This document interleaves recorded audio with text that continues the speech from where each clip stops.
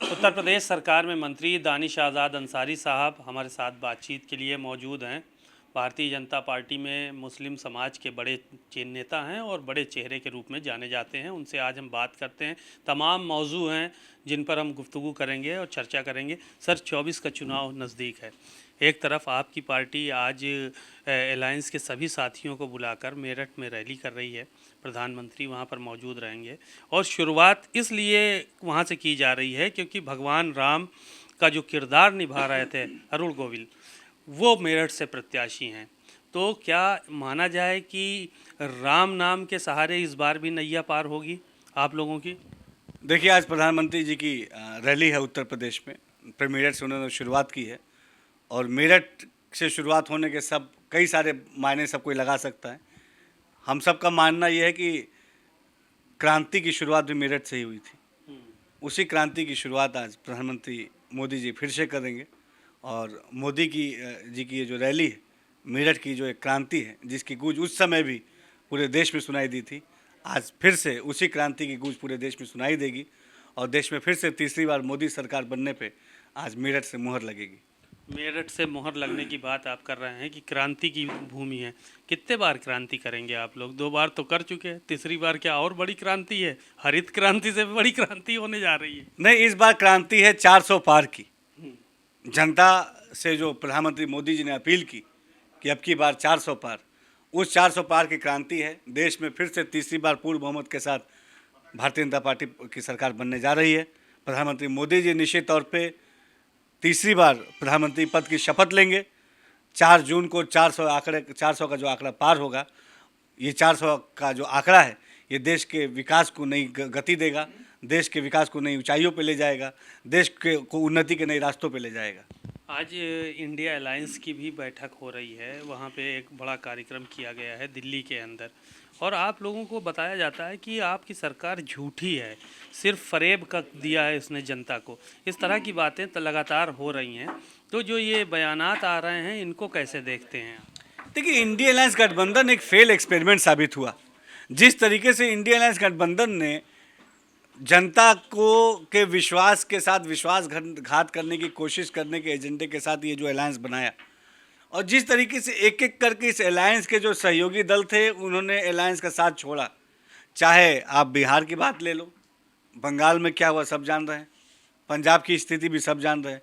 तो India alliance गठबंधन एक फेल एक्सपेरिमेंट साबित हुआ जिसका धरातल पे कहीं कोई जनता के विकास से कोई लेना देना नहीं, जनता की उन्नति से कहीं कोई लेना देना नहीं, भारत के क्षमताओं के विस्तार से कहीं कोई लेना देना नहीं। तो ये जनता को आज मोदी की गारंटी पे भरोसा है, जनता के दिलों में मोदी सरकार के प्रति एक विश्वास है और हम ईमानदारी से जनता की सेवा के लिए काम करके इस विश्वास को हमने हासिल किया है और पूरी ईमानदारी से इस विश्वास को बरकरार रखने के लिए आगे भी हम पूरी मेहनत के साथ काम करेंगे। वैसी भाईजान की एंट्री हो रही है आज उत्तर प्रदेश में। पल्लवी पटेल के साथ उनका गठबंधन होने जा रहा है। 2:30 बजे प्रेस कॉन्फ्रेंस होगी। तो भाईजान के आने से कितना फ़र्क पड़ेगा आप लोगों को? आप तो दावा कर रहे हैं 15% मुसलमान, तो भाईजान वोट नहीं काटेंगे आपका? देखिए, अभी कुछ दिन पहले हमने एक कार्यक्रम शुरू किया था जिसमें पूरे उत्तर प्रदेश और देश के हमारे मुसलमानों ने एक स्वर में कहा, शुक्रिया मोदी भाईजान। तो आज मुसलमानों ने मोदी जी को अपना भाईजान माना है और उन्होंने कहा कि ना दूरी है ना खाई है, मोदी हमारा भाई है, शुक्रिया मोदी भाईजान। तो आज देश में जो भाईजान फैक्टर है वो मोदी जी के लिए है। मोदी जी ने ईमानदारी से बीते 10 सालों में जनता की सेवा के लिए काम किया है। ख़ासतौर पर मुस्लिम समाज को, जिन दलों ने मुसलमानों को बेवकूफ़ बना के उनका वोट लेने की हमेशा नाकाम कोशिश की, हमेशा मुस्लिम समाज को वोट बैंक की तरह इस्तेमाल किया, हमेशा मुस्लिम समाज का राजनीतिक इस्तेमाल किया, हमेशा मुस्लिम समाज का वोट लेके सत्ता की कुर्सी पे बैठे और सबसे बड़ा धोखा किसी से किया तो मुसलमानों के साथ किया। तो अब वो चीज़ें, वो दुकानें ऐसी पार्टियों की, ऐसी दलों की नहीं चलने वाली। आज मुसलमानों को मोदी की गारंटी पर भरोसा है। बीते 10 सालों में हर सरकारी योजनाओं में 35 से 40% की जो हिस्सेदारी है वो मुसलमानों की रही है। मुस्लिम नौजवानों के एजुकेशन के लिए, उनके एम्प्लॉयमेंट के लिए, उनके एम्पावरमेंट के लिए हमारी मोदी और योगी सरकार ने ईमानदारी से काम किया है। इन तमाम बातों पे हम ये कह सकते हैं कि आज हम ईमानदारी से मुसलमानों के का जो हम विश्वास हम पे है वो हमारे काम की बदौलत है। हम पूरी ईमानदारी से ओवैसी का क्या असर पड़ेगा सर? ओवैसी की बात हो रही है। देखिए, भारत एक संवैधानिक देश है, कोई कहीं से भी लड़ सकता है। उत्तर प्रदेश में सबका स्वागत है, लेकिन मुसलमानों के दिल में क्या है ये समझने की ज़रूरत है। आज मुसलमानों के दिल में तरक्की और तालीम की बात है। आज मुसलमान ये कह रहा है कि जिसने उसके तरक्की के लिए, उसके विकास के लिए, उसके भाईचारे के लिए, उसके मूलभूत सुविधाओं के बेहतरी के लिए काम किया है, मुसलमानों का वोट उसको जाएगा। निसंदेह बीते 10 सालों में ये तमाम चीज़ें प्रधानमंत्री मोदी जी ने मुसलमानों के लिए की हैं, इसीलिए मुसलमानों का वोट इस बार मोदी जी को जाएगा। आज अखिलेश यादव का सुबह एक ट्वीट आया था, मुख्तार अंसारी के भाई अफजाल अंसारी की डीएम से जो बहस हुई, वहाँ पे कम लोगों को मिट्टी देने की इजाज़त दी जा रही थी।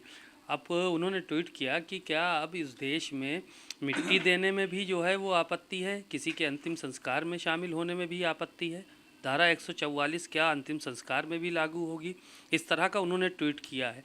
तो जो ये घटना हुई है कल की, इसको आप सही मानते हैं? देखिए, बात अगर समाजवादी पार्टी की जाए तो समाजवादी पार्टी ने सबसे ज़्यादा नुकसान अगर किसी का किया है तो हमारे मुस्लिम समाज का किया है। समाजवादी पार्टी ने हमेशा मुस्लिम समाज के साथ धोखा करने का काम किया।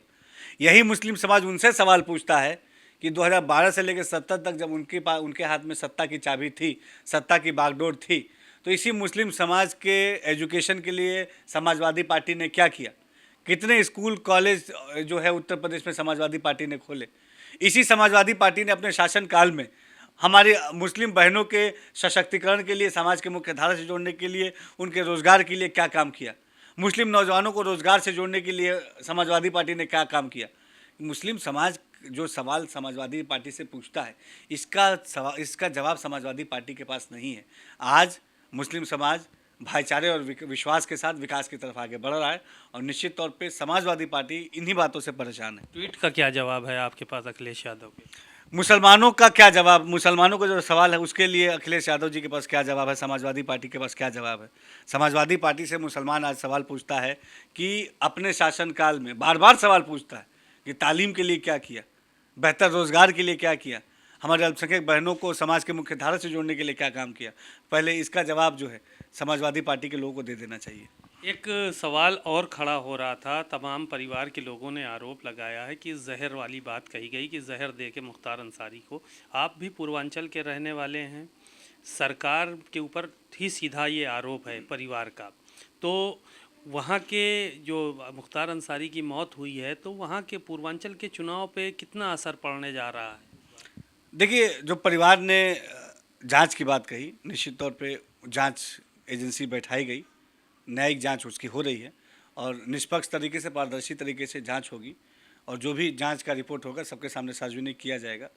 निश्चित तौर पे आज हम ईमानदारी से समाज की सेवा के लिए काम कर रहे हैं, पूरी तत्परता के साथ प्रदेश के विकास के लिए काम कर रहे हैं। शुक्रिया। दानिश आज़ाद अंसारी साहब थे, उन्होंने कहा कि जांच आरोपों की हो रही है और हम समाज के लिए पूरी तत्परता के साथ काम कर रहे हैं और आगे बढ़ रहे हैं। कैमरामैन सौरभ के साथ सीमा अब नकवी, भारत समाचार, लखनऊ।